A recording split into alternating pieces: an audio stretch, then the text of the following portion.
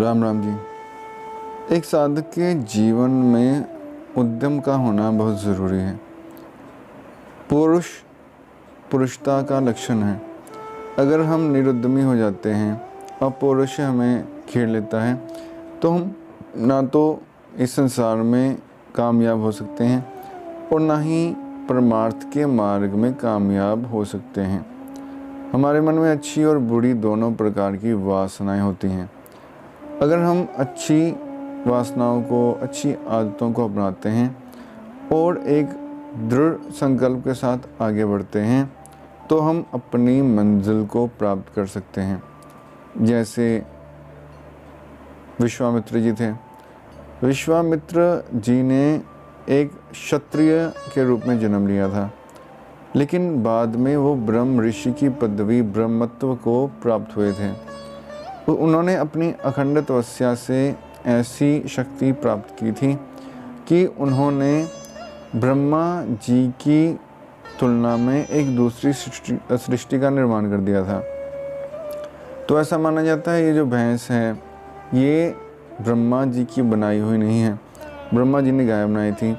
भैंस का जो निर्माण है वो विश्वामित्र जी ने किया था। तो त्रिशंकु के लिए विश्वामित्र जी ने एक नई सृष्टि का निर्माण कर दिया। वो एक नया स्वर्ग बनाने वाले थे, लेकिन उनको रोक दिया गया। तो त्रिशंकु के लिए अगर वो इतना कर सकते हैं तो उनके पास इतनी शक्ति आई कहाँ से? तपस्या के द्वारा उनके पास ये असीम शक्ति आई।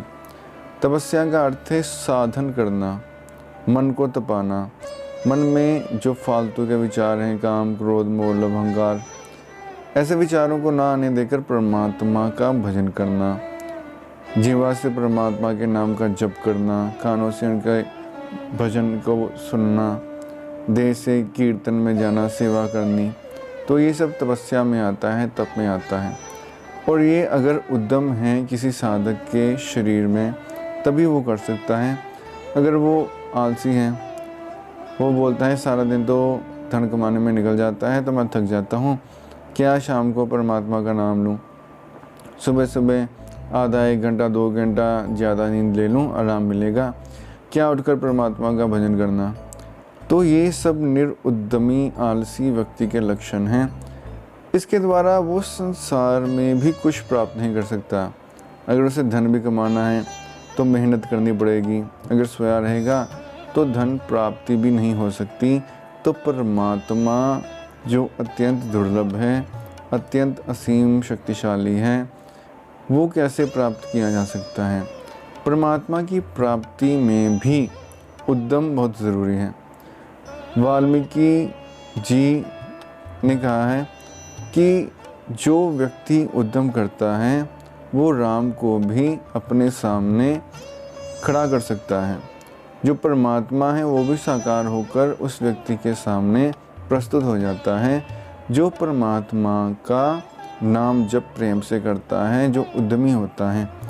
इसलिए व्यक्ति को उद्यमी होना चाहिए, उसमें पौरुषता होनी ज़रूरी है। धन्यवाद।